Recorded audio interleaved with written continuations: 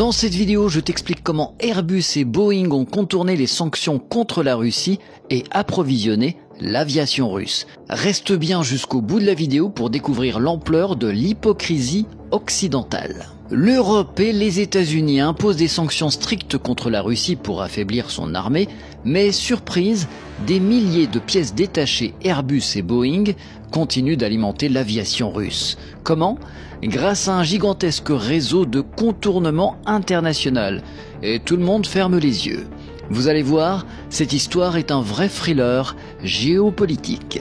Selon Disclose et Investigate Europe, au moins 700 cargaisons de pièces aéronautiques ont été envoyées en Russie entre 2023 et 2024, malgré les sanctions. Des rotors, pompes à carburant, radars météo, écrans de cockpit, etc. Certains de ces composants ont même été retrouvés, écoutez bien, sur le champ de bataille en Ukraine.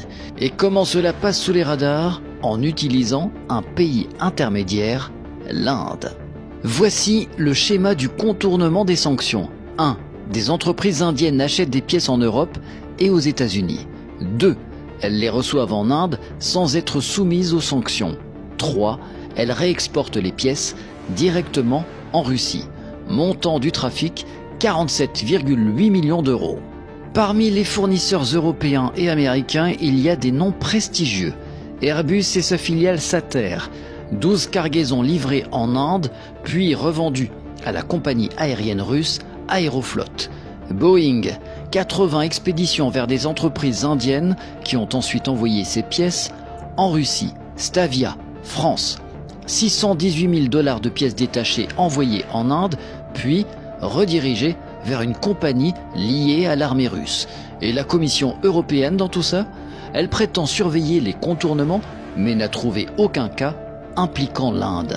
Parmi les pièces retrouvées en Russie, il y a des composants pour hélicoptères Airbus AS-350 et AS-355.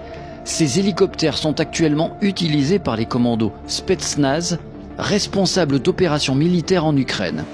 Et lorsqu'on interroge les entreprises impliquées, elles nient toute implication ou parlent d'erreur. Mais certaines d'entre elles, comme Agrim Aviation et Ascend Aviation, ont déjà été sanctionnées par les États-Unis. Pourquoi les gouvernements et les entreprises aéronautiques ne réagissent pas ? Pourquoi personne ne contrôle mieux ces exportations ? Cette enquête montre l'ampleur des failles dans les sanctions contre la Russie, ou alors une véritable hypocrisie du monde occidental.